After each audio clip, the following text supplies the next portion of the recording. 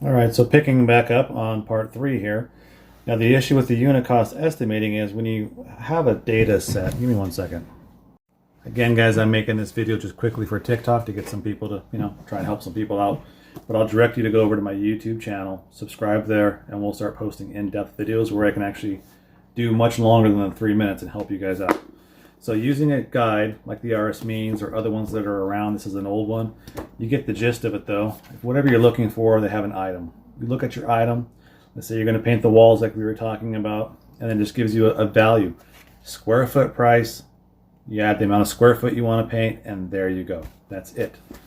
The problem is in the books and the guides, they only give you one for each type of thing, where in reality, you would need one unit cost put together for each and every single type of paint or material out there. So all the Home Depot brands, everything you need, it's crazy. It's phenomenally insane. So the workaround with that is to go with a line item assembly, almost like in a spreadsheet, where you'll be able to change all these variables very rapidly and quickly. Whereby basically when you're going through this project, you can enter your square footage that you're going to be painting, okay? On top of that, you can adjust your productivity factor. Are you working on it? Are you have other people working on this project? You can, advance or retard the actual productivities. The method of application, you can adjust that too as well in the spreadsheet. You'd also be able to compensate for any sort of waste material if you're going to be losing about 10%. If you're spraying, you're losing about 10 to 15% of the material to overspray. When you choose your actual materials for gallons of paint, you can choose the actual price per gallon and input that value, okay? You can also adjust the coverage rate on those materials to coincide with the actual amount of material you're going to need, because obviously it's going to be a completely different price. It's going to fluctuate.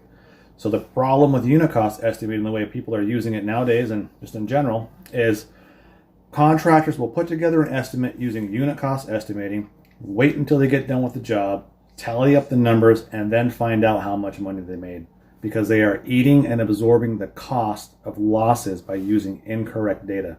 You're using somebody else's productivity numbers on average.